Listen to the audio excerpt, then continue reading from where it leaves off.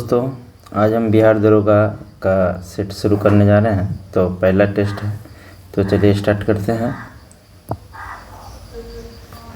पहला क्वेश्चन है, निम्न में से कौन सा रिपोर्ट विश्व आर्थिक मंच द्वारा जारी नहीं किया जाता है। यह हमारा क्वेश्चन है, आर्थिक मंच द्वारा जारी नहीं किया जाता है कौन सा रिपोर्ट। तो हमारा आंसर होगा विश्व विकास रिपोर्ट। चलिए सेकंड क्वेश्चन पे चलते हैं।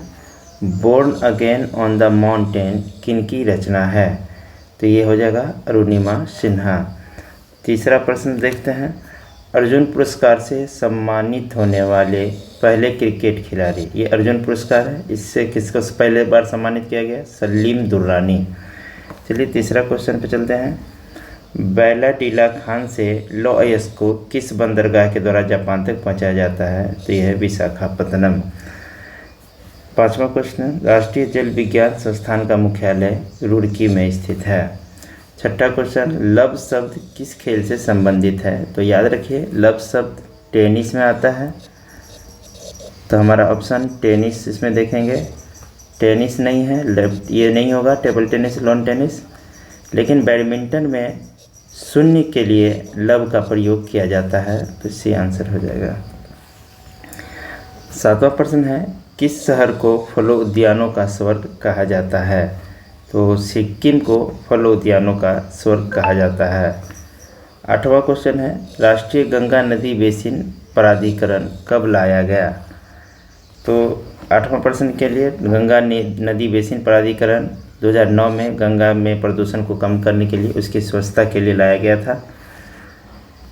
नौवां प्रश्न है, ह्यूमन जीनोम प्रोजेक्ट का प्रारंभ किस वर्ष किया गया।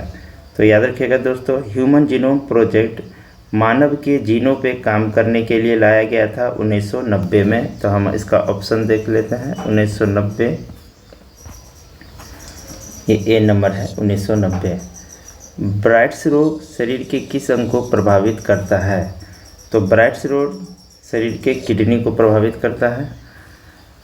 11वां प्रश्न है, दर्द निवारक औषधि आयोडेक्स में गंध का कारण कौन सा रसायन होता है। आयोडेक्स ये दर्द के जगह पर मलहम के रूप में लगाया जाता है। इसमें जो गंध होती है ये मिथाइल सैलिसिलेट के कारण होता है।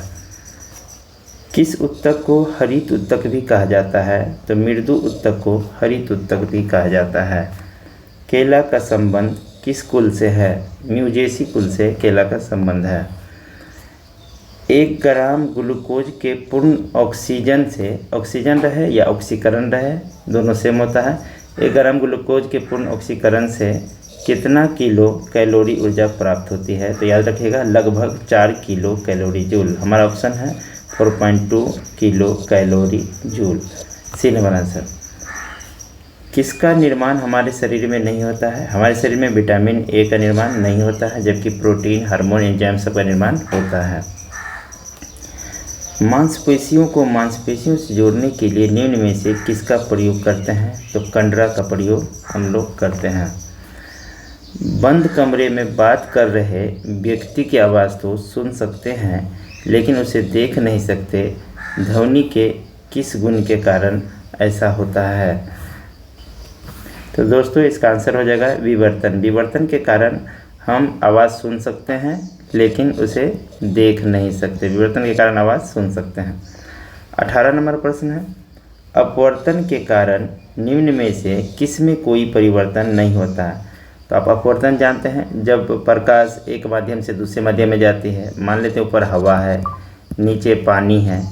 अब हवा से पानी में जब प्रकाश जाती है तो देख रहे हैं कि ये स्पीड इसको जाना था सीधे, लेकिन ये मुड़ जाती है, यानी इसके वेग में परिवर्तन होता है। ये परिवर्तन इसके तरंगदैर्घ्य के कारण होता है, इसके आयाम में भी परिवर्तन होते हैं, लेकिन आवृत्ति में परिवर्तन नहीं होता है। तो हमें नहीं वाला चुनना है, आवृत्ति हो जाएगा। 19 नंबर, डिस्ट धारा का प्रयोग नहीं किया जाता है। तो डिस्ट धारा जो डीसी करंट होता है, जो बैटरी वगैरह समय भी आते हैं, ये वेल्डिंग के लिए किया जाता है। वेल्डिंग वाले दुकान में इलेक्ट्रोप्लेटिंग के लिए भी हो जाता है, बैटरी चार्जिंग में हो जाता है, बैटरी चार्ज करते हैं, ये तो डिस्ट धारा होता है। लेकिन ठंडक प्रदान करने वाले उपकरण में नहीं होता है। तो हमारा आंसर हो जाएगा डी, 19 का डी।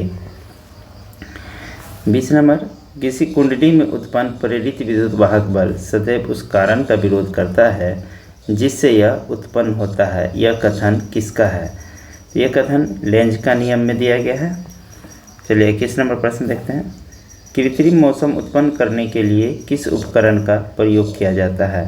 तो कृत्रिम मौसम उत्पन्न करने के लिए हम जो है प्रयोग करते हैं साइक्लोट्रॉन का प्रयोग करते हैं। हवा में अलग अलग द्रव्यमान की दो वस्तु को एक साथ गिराएंगे तो जो भारी वाला होगा वो पहले गिर जाएगा, हल्का वाला लेट से गिरेगा। 23 नंबर क्वेश्चन, स्थिर अनुपात का नियम किसने दिया था? इसी का दूसरा नाम है निश्चित अनुपात का नियम। स्थिर अनुपात का नियम या निश्चित अनुपात का नियम किसके द्वारा दिया गया था? तो ये दिया था जोसेफ प्रॉस्ट ने। हमारा आंसर हो जाएगा सी। समुद्री जल का शुद्धिकरण किस विधि द्वारा किया जाता है? ऑप्शन है रवाकरण, आसवन, प्रभाजी आसवन, भाप आसवन। तो समुद्री जल को तो बॉयल करके नहीं करेंगे भाप आसवन में, ये आसवन से होता है। निम्न में से कौन सा कथन सही है? आइए ये प्रश्न है, पाई बंध की अपेक्षा सिग्मा बंध अधिक मजबूत होता है। तो पहले हमको जानना होगा कि पाई बंध सिग्मा बंध क्या होता है। आप जानते हैं कि दो कार्बन के बीच अगर सिंगल बॉन्ड है तो इसमें एक सिग्मा बॉन्ड होते हैं। अगर डबल बॉन्ड है तो एक सिग्मा और एक पाई दोनों बॉन्ड होते हैं। तो सिग्मा बॉन्ड जो सिंगल बॉन्ड है ये अधिक मजबूत होता है और पाई बॉन्ड इसके तुलना में कमज़ोर होता है। तो पाई बॉन्ड की अपेक्षा सिग्मा बॉन्ड अधिक मजबूत होता है, तो पहला ऑप्शन सही है। दूसरा है वैद्युत संयोजक बंधन सबसे मजबूत बंधन होता है, ये भी सही है। वैद्युत संयोजक बंधन जो बनता है जैसे कि HCl के बीच NaCl के बीच, ये भी सही है। उप सहसंयोजक बंधन सबसे कमज़ोर बंधन होता है जी, उप सहसंयोजक बंधन सहसंयोजक बंधन की तुलना में कमज़ोर होता है, ये भी सही है। हमारा आंसर हो जाएगा डी 1, 2 और 3। 26 नंबर, गामा किरण के संबंध में कौन सा कथन गलत है? तो चलिए दोस्तों देखते हैं ऑप्शन। वैद्युत क्षेत्र का कोई प्रभाव नहीं पड़ता है, गलत कह रहा है, हमें तो ये सही वाला इसमें लेना नहीं है। इसकी प्रकृति अनुदैर्घ्य होती है, ये गलत है क्योंकि इसकी प्रकृति अनुप्रस्थ होती है। गामा की प्रकृति अनुप्रस्थ होती है, तो ये गलत है, तो ये का आंसर तो ये हो जाएगा। लेकिन और भी ऑप्शन देखते हैं। इसकी आवृत्ति ऊर्जा अधिक होती है, तो ये तो सही है, सही वाला लेना नहीं है। वेग प्रकाश वेग के बराबर होता है, यानी जो गामा का वेग है प्रकाश वेग के बराबर होता है, ये भी सही है। एक गलत सिर्फ यही था, इसकी प्रकृति अनुदैर्घ्य नहीं होती है बल्कि अनुप्रस्थ होती है। तो हमारा आंसर हो जाएगा 26 का बी।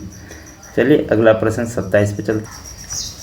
27 नंबर है, हरी घास एवं पत्तियों में कौन सा अम्ल पाया जाता है? तो हरी घास एवं पत्तियों में बेंजोइक अम्ल पाया जाता है। फॉर्मिक अम्ल आप जानते हैं चींटी के डंक में, बिच्छू में, नेटल के डंक में, इन सब चीज़ों में फॉर्मिक अम्ल पाया जाता है। टार्टरिक अम्ल इमली में पाया जाता है, ये भी याद रखेंगे। ऑक्जेलिक अम्ल टमाटर में पाया जाता है और टमाटर का रंग लाल लाइकोपेन के कारण होता है। किस राज्य में कोई अनुसूचित जाति नहीं पाया जाता है? तो इसे अनुसूचित जाति पाया भी जाता है बहुत कम संख्या में, नागालैंड में, अरुणाचल प्रदेश में, लेकिन इसकी कोई रजिस्टर्ड नहीं है। इसलिए कहा जाता है कि नागालैंड, अरुणाचल प्रदेश में कोई अनुसूचित जाति नहीं पाया जाता है।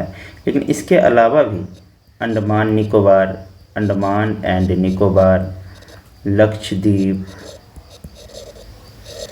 इन सभी जगहों पर भी अनुसूचित जाति नहीं पाया जाता है। राष्ट्रीय जलमार्ग 5 कहाँ से कहाँ तक जोड़ता है? हम 29 नंबर सवाल में चल रहे हैं। राष्ट्रीय जलमार्ग 5 कहाँ से कहाँ तक जोड़ता है? तो हमारा ऑप्शन है लखीमपुर भांगा, ये तो 6 को जोड़ता है, जलमार्ग 6 को। तलचर से धमरा, ये सही है, तलचर से धमरा को जलमार्ग 5 जोड़ता है, तो हमारा ऑप्शन हो जाएगा बी, ये उड़ीसा में पाया जाता है। यह स्थान उड़ीसा में है, तलचर से धमरा राष्ट्रीय जलमार्ग 5 जोड़ता है। कोल्लम से कोट्टापुरम, ये 3 को जोड़ता है, ये भी याद रखेंगे। सादिया से धुबड़ी, ये 2 को जोड़ता है। 30 नंबर, गलत मिलान का चयन करें, जो गलत है उसको चुनना है, सही वाले को नहीं देखना है मुझे।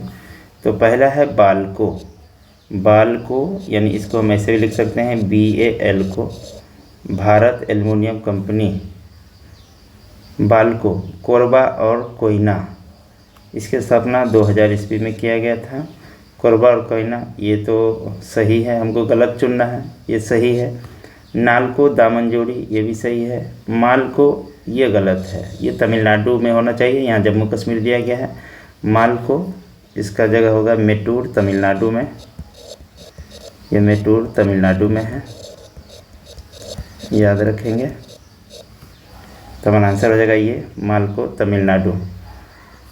अगला प्रश्न है, कच्चा तेल उत्पादन में प्रथम राज्य कौन सा है? तो चलिए 31 नंबर का ऑप्शन देख लीजिए, महाराष्ट्र, गुजरात, असम, राजस्थान।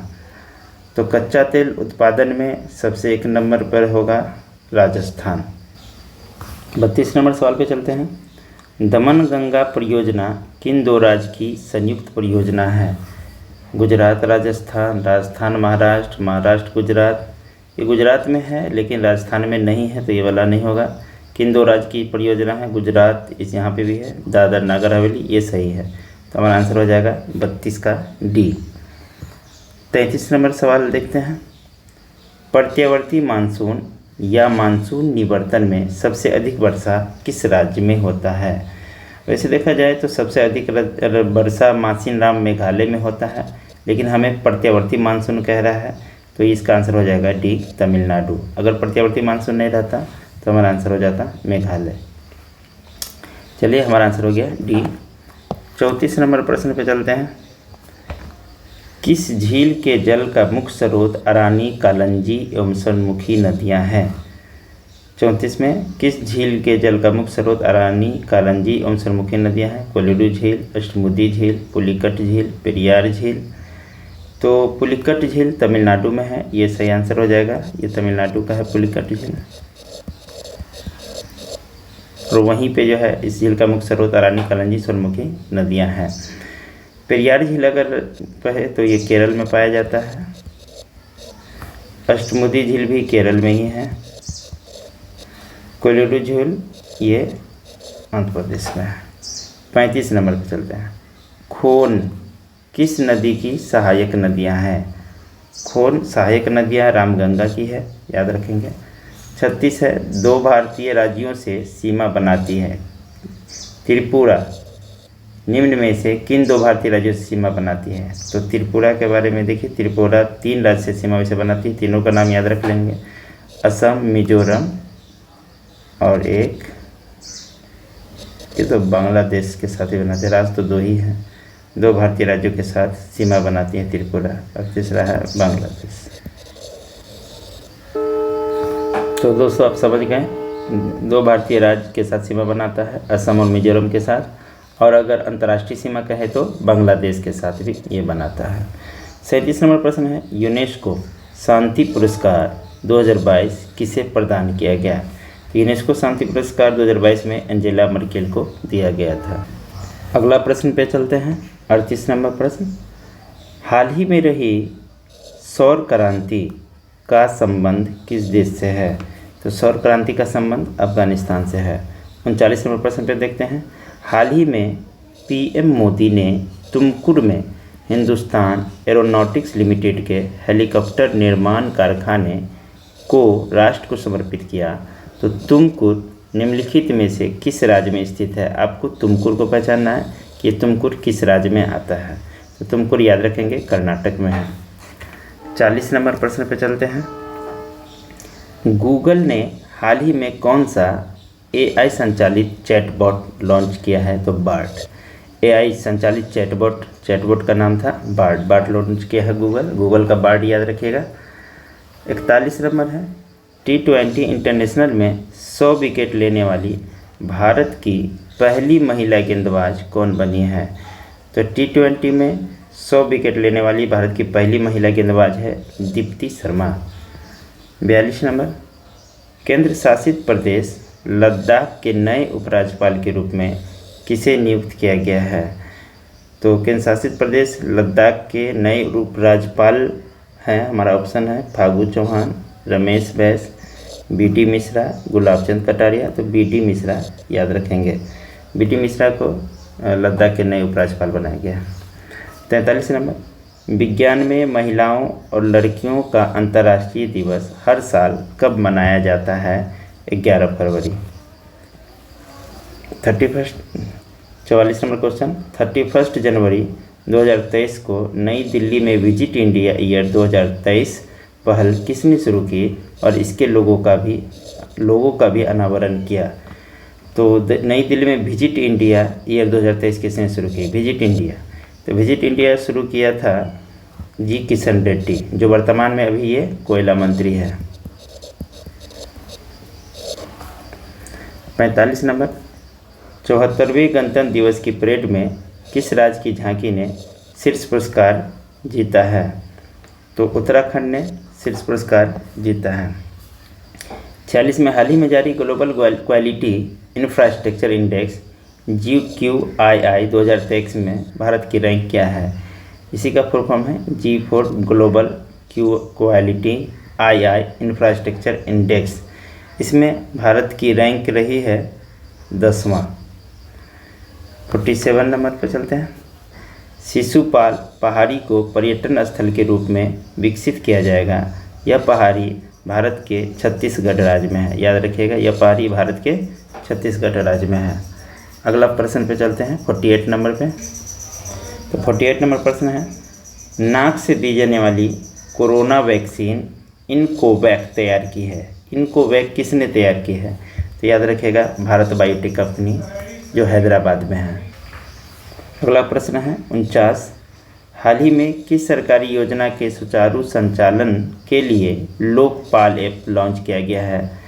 तो मनरेगा के संचालन के लिए लोकपाल ऐप चालू किया गया है।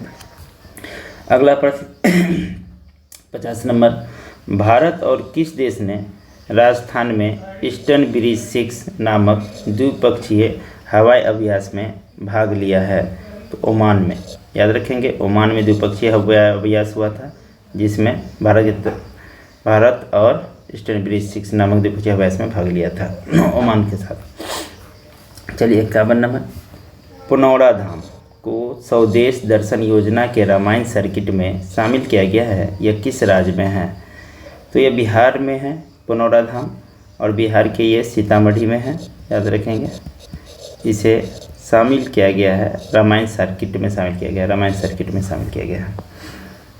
52 नंबर, ऊर्जा के पारंपरिक स्रोत का दूसरा नाम क्या है? तो जो ऊर्जा के पारंपरिक स्रोत है, जो परंपराओं से चलते आ रहे हैं, जो नया नहीं हो, ऊर्जा के गैर नवीकरणीय स्रोत कहलाते हैं। तो हमारा आंसर हो जाएगा ऊर्जा के गैर नवीकरणीय स्रोत। इसे हम पारंपरिक स्रोत कहते हैं। जो गैर नवीकरणीय स्रोत है, जो पहले से चल आते हैं, इसमें जीवाश्म ईंधन को शामिल किया जाता है। जीवाश्म ईंधन में जानते हैं आप, कोयला, पेट्रोल और प्राकृतिक गैस, इस सबको जीवाश्म ईंधन कहते हैं। इस सबको ऊर्जा के गैर नवीकरणीय स्रोत कहते हैं। जबकि यह अक्षय स्रोत, नवीकरणीय स्रोत, ये दोनों सेम ही हो गया लगभग।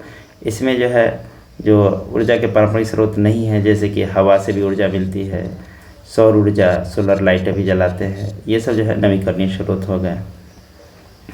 चलिए 53 नंबर सवाल पे चलते हैं। वह प्रसिद्ध आंदोलन जिसे टिहरी गढ़वाल में वृक्षों के कटान के विरुद्ध अडवाणी ग्राम की महिलाओं द्वारा आरंभ किया गया था। तो अडवाणी ग्राम की महिला जो है टिहरी गढ़वाल में जो आंदोलन चलाया था, वो चिपको आंदोलन है। इसे सुंदरलाल बहुगुणा भी शुरू किया था, और महिला में थी गौरा देवी भी कहा जाता है इसको, गौरा देवी। यह 1973 में स्टार्ट किया गया था। 54 नंबर सवाल है, पुनर्जागरण का अग्रदूत किसे माना जाता है? तो दांती को पुनर्जागरण का अग्रदूत माना जाता है।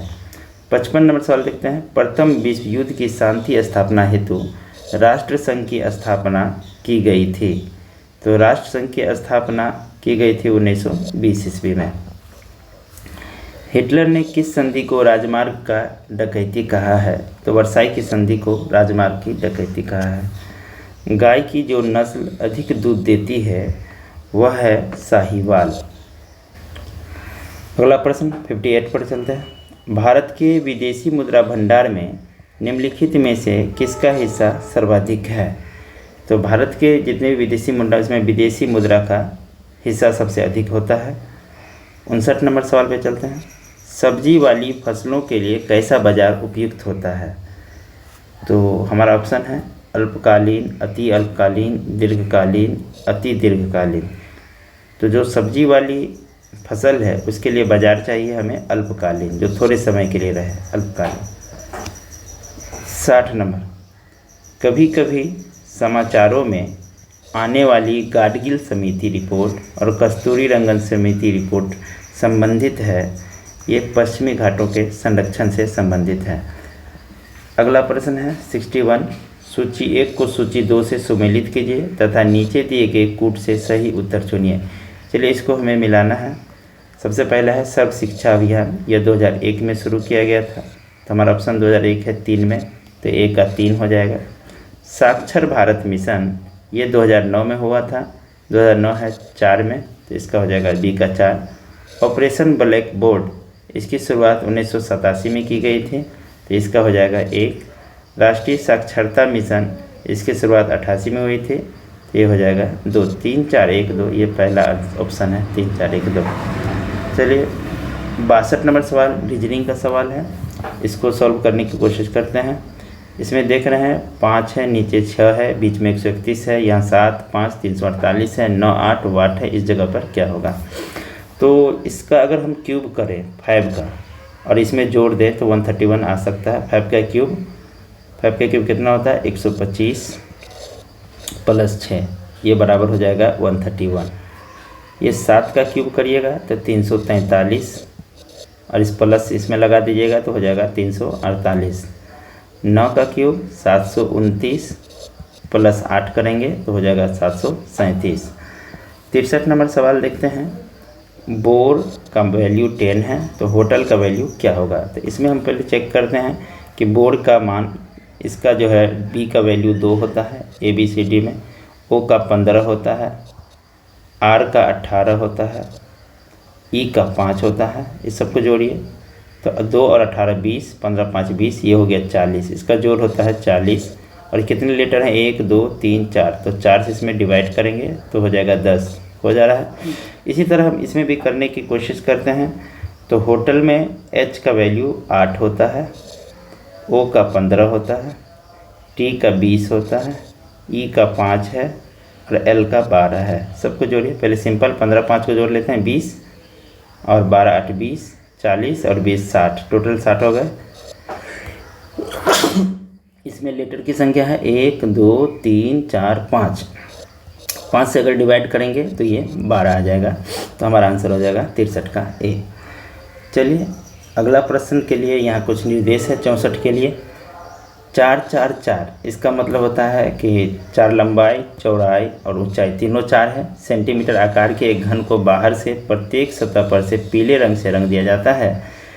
तत्पश्चात यानी उसके बाद उसमें से एक सेमी भुजा के छोटे घन काटे जाते हैं। तो निम्न प्रश्नों के उत्तर दीजिए। चलिए प्रश्न को उत्तर देने से पहले इसको समझ लेते हैं कि एक घन है जिसका लंबाई, चौड़ाई और ऊंचाई सभी 4 है। इस तरह से घन बना लेते हैं, सभी 4 है। और एक सेमी भुजा के छोटे घन काटे जाते हैं, 1 सेंटीमीटर भुजा के इसमें छोटे घन काट जाते हैं। जिसको भुजा के 4 है तो इसमें से 4 बार कट जाएगा, 1 2 3 4, इस तरह से काटा जाएगा। 4 बार कट जाएगा, 4 बार कट जाएगा। देखते हैं इसका सवाल क्या है 63 का आगे। तो हमारा सवाल है 64 का, 3 तरफ से रंगे हुए कुल छोटे घन की संख्या। तो हमने पीछे पढ़ा है निर्देश कि इस घन है जिसका लंबाई भी 4, चौड़ाई भी 4 और ऊंचाई भी 4 था, इस तरह से। और इसको जो है 1 सेंटीमीटर में काटा गया था, इस तरह से 4 बार काटा गया था। 1 सेंटीमीटर का काटा गया था, 1 सेंटीमीटर का, इस तरह से काटा गया है। इसमें अगर 3 तरफ से रंगे हुए कुल छोटे घन, तो आप जानते 3 तरफ से रंगे हुए अगर घन कभी भी पूछे, चाहे वो इसको एक भाग में बांटे या जितने भाग में जितने भी टुकड़े कर ले, लेकिन जो 3 तरफ से रंगे हुए घन होंगे वो केवल कोने पर के ही होते हैं। तो इसमें कोना की संख्या कितना हो जाएगा? 2 3 4 और 4 नीचे होते हैं।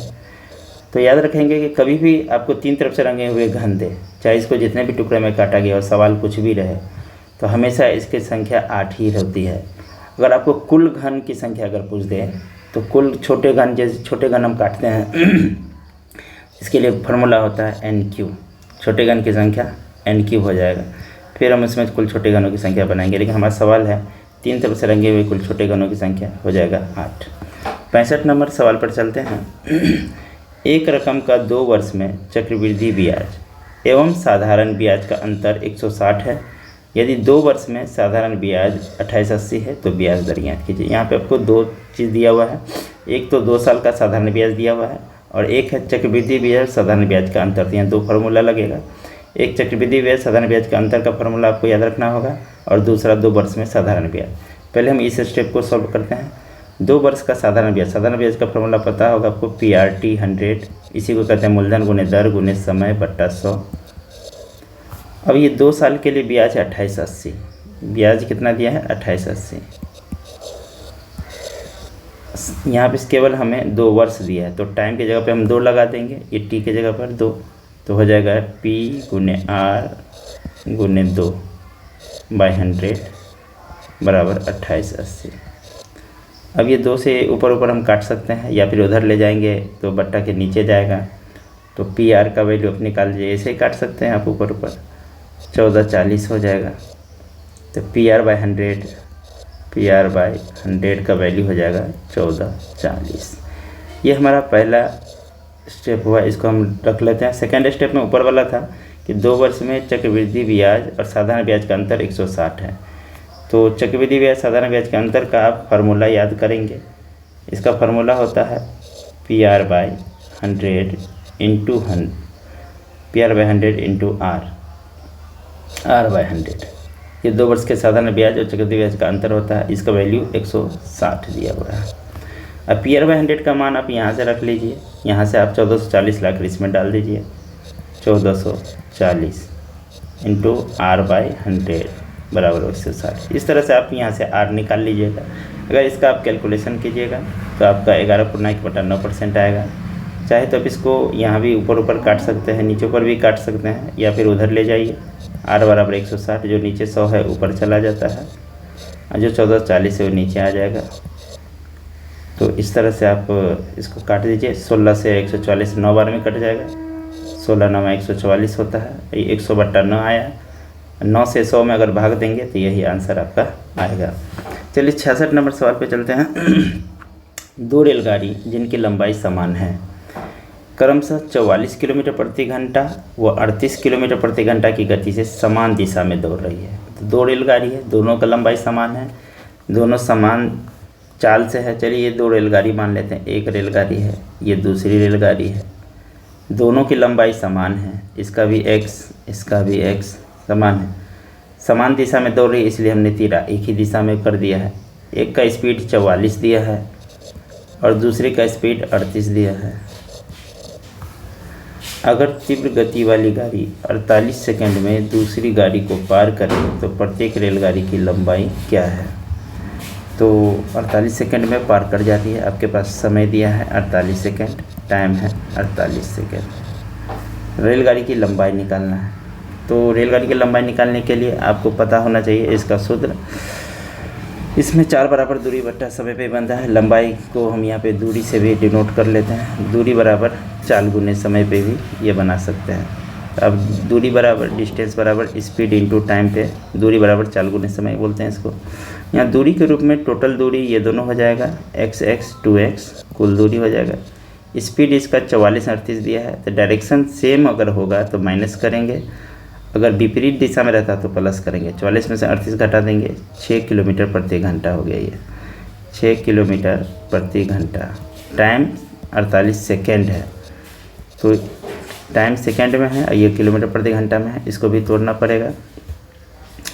चलिए तो छोटा कर देते हैं, 2 तिया 6, x बराबर 3। किलोमीटर प्रति घंटा को अगर सेकेंड में तोड़ेंगे तो हम 5/18 से गुना कर देते हैं और ये 48 है। 3 छक्के 18, 6 से काटिए इसको तो 6 से कटेगा ये, और 6 16, 3 दूना 6। चलिए हम इसको काटते हैं यहाँ साइड में, यहाँ पे थोड़ा, तो यहाँ इसको लिख के काटते हैं। x बराबर 5/18 गुने 48। तो ये 3 दूना 6, 6 को हम यहाँ पे लिखे थे काट करके 3 से इसको काट देते, ये 6 हो गया था कट करके। 6 अट्ठे 48, 8 पंचे 40, x बराबर 40 हो जाएगा। हमारा आंसर ए हो जाएगा। 67 नंबर सवाल पे चलते हैं। 38, 30 की एक राशि PQR में इस प्रकार बांटा गया कि यदि उनके भागों में क्रमशः 5, 10, 15 कम किया जाए तो शेष राशियों में 3, 4, 5 का अनुपात रह जाता है।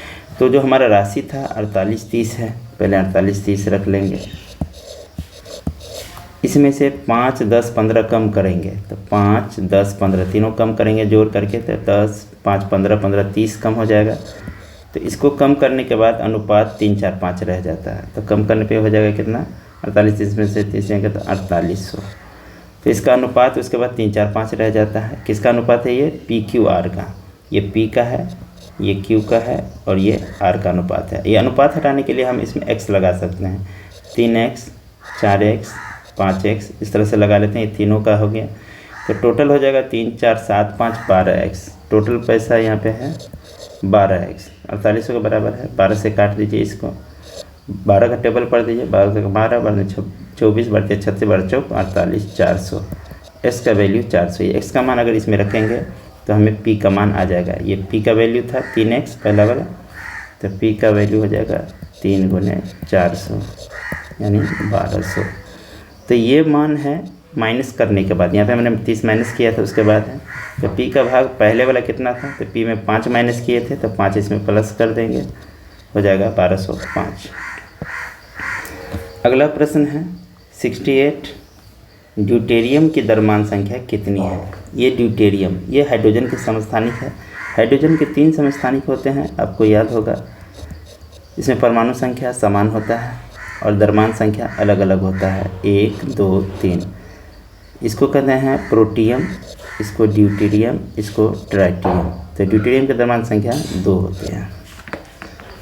69, ट्रिपल वैक्सीन नवजात शिशु को निम्न में से किस रोग के खिलाफ प्रतिरोधक क्षमता प्रदान करती है। तो ट्रिपल वैक्सीन जो हम देते हैं तो ये काली खांसी, टिटेनस, डिप्थीरिया तीनों इसमें है। इसमें काली खांसी टिटेनस है, खसरा नहीं होगा। हमारा आंसर बी हो जाएगा। मानवों में कोशिका गुच्छ कहाँ पाया जाता है, तो ये किडनी में, ये वृक्क में पाया जाता है। 71 नंबर, कार्बोहाइड्रेट्स, प्रोटीन और वसा का पुनर्पाचन कहाँ पर होता है। तो इसका पुनर्पाचन छोटी आंत में होता है। अगला प्रश्न 72 पर चलते। तो दोस्तों 72 नंबर प्रश्न है, किस संविधान संशोधन द्वारा यह जोड़ा गया कि राष्ट्रपति की सिफारिश के बिना राज्य के गठन, नाम या सीमा परिवर्तन से जुड़े विधेयक संसद में पेश नहीं किए जा सकेंगे। ये 5वां संविधान संशोधन 12 दिसंबर 1956 को जोड़ा गया था। 73 नंबर में चलते हैं, भारत के संविधान में राष्ट्रपति की निर्वाचन संबंधी प्रक्रिया किस देश से लिया गया है। तो राष्ट्रपति के निर्वाचन संबंधी प्रक्रिया आयरलैंड से लिया गया है। 74 नंबर प्रश्न देखते हैं, फजल अली आयोग द्वारा क्रमशः कितने राज्य और कितने संघ राज्य क्षेत्र की अनुशंसा की गई थी। तो फजल अली ने 16 राज्य और 3 संघ शासित प्रदेश की चर्चा की गई थी। 75 नंबर सवाल, किस अनुच्छेद के तहत कोई राज्य सरकार चाहे तो अपनी शिक्षा संस्थाओं में अपने राज्य के निवासियों को विशेष सुविधा दे सकता है। तो ये दिया गया है अनुच्छेद 15 में। 76 नंबर सवाल पर चलते हैं, निम्न कथनों में कौन सही है। भारतीय मूल का व्यक्ति जो 7 वर्ष तक भारत में रहा हो पंजीकरण द्वारा भारत का नागरिकता प्राप्त कर सकता है। ये तो सही है। अगला है, अगर कोई विदेशी नागरिक जो भारतीय नागरिक से विवाहित हो तो उसे नागरिकता के लिए प्रार्थना पत्र देने से पूर्व 5 साल तक भारत में रहना अनिवार्य है। ये गलत है। तो हमारा आंसर हो जाएगा केवल 1। यही ऑप्शन है, केवल 1 हो जाएगा। 77 नंबर सवाल पे चलते हैं, निम्नलिखित में से किन से भी निर्धारित होता है कि भारत का संविधान परिसंघीय है। तो भारत का संविधान परिसंघीय है। हमारा ऑप्शन है संविधान लिखित है और अनम्य है, न्यायपालिका स्वतंत्र है, अवशिष्ट शक्तियों का केंद्र में निहित होना, केंद्र और राज्य के बीच शक्ति का बंटवारा, ये सबसे सटीक आंसर है डी, 77 का डी हो जाएगा। 78 नंबर, भारतीय संविधान के अनुसार भारत के राष्ट्रपति का यह कर्तव्य है कि वे निम्नलिखित में से किसको संसद के पटल पर रखवाए। तो राष्ट्रपति किसको जो है संसद के पटल पर रखवा सकता है? सबसे पहला ऑप्शन है संघ वित्त आयोग की सिफारिशों को, दूसरा है लोक लेखा समिति के प्रतिवेदन को, तीसरा है नियंत्रक महालेखा परीक्षक के प्रतिवेदन को, चौथा है राष्ट्रीय अनुसूचित जाति आयोग के प्रतिवेदन को। तो पहला भी सही है, दूसरा गलत है, लोक लेखा को नहीं रखा सकता, तीसरा भी सही है, चौथा भी सही है। हमारा आंसर है 1, 3, 4। ऑप्शन देखते हैं इसका 1, 3, 4 वाला। तो ये सी नंबर ऑप्शन है मेरा दोस्त, केवल 1, 3, 4। 79 नंबर सवाल पे चलते हैं। एक गैर सदस्य के रूप में संसद की किसी एक सदन की कार्यवाही में भाग ले सकता है।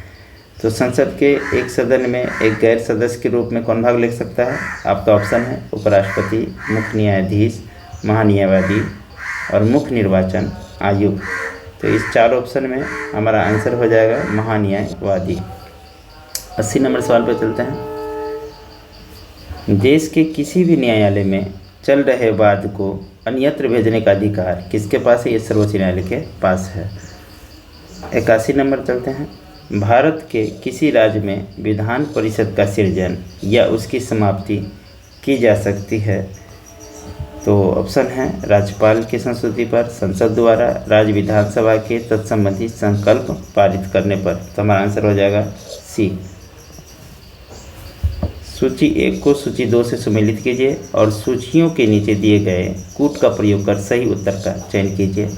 आइए हम लोग चेक करते हैं। ग्रह कौन है, उपग्रह कौन है, पुच्छल तारा, कृत्रिम उपग्रह। इसमें से देखना है हमको कि इसमें ग्रह कौन है। चंद्रमा ग्रह नहीं है, ये उपग्रह है। यूरेनस जिसको अरुण कहते हैं, ये ग्रह है।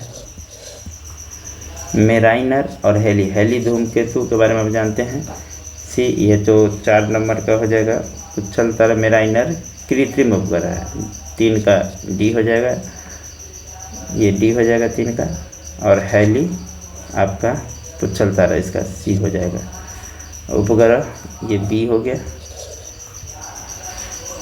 चलिए तो इसमें ऑप्शन चुन लेते हैं, हमारा कौन सा होगा। ए का ग्रह कौन हो गया था हमारा 2, ए का 2 ये है। बी का 1 उपग्रह का चंद्रमा, ये भी सही है। हमारा आंसर हो जाएगा ए। सी का 4 ये भी मिल रहा है, पुच्छल तारा हेली, डी का 3। चलिए अगले प्रश्न पे चलते हैं। अंतर्राष्ट्रीय दिनांक रेखा खींची जाती है अफ्रीका से होकर, नहीं अफ्रीका नीचे है, एशिया से होकर, एशिया से कुछ जाती है, प्रशांत महासागर सबसे सही जवाब हो जाएगा। मलेशिया में किंटा घाटी प्रसिद्ध है। तो किसके लिए प्रसिद्ध है मलेशिया में? रबर के लिए, चाय के लिए, टीन के लिए, कहवा के लिए। टीन हमारा आंसर हो जाएगा। 85 का देखते हैं। सूची 1 को सूची 2 से सुमेलित कीजिए तथा सूचियों के नीचे दिए गए कूट से सही उत्तर का चयन कीजिए। चलिए हमको सूची मिलाना है 85 के लिए। तो 85 का यहाँ पर 2 सूची देख रहे हैं, सूची 1 और सूची 2। यहाँ चक्रवात दिया गया है, यहाँ देश दिया गया है। हमें देखना है कि ये चक्रवात किस देश में आते हैं। बैगू, हरिकेन, टाइफून, विली। तो आप जानते हैं विली ऑस्ट्रेलिया में आता है, तो इसका 1 हो जाएगा। टाइफून चीन का है, तो सी का 1 हो जाएगा।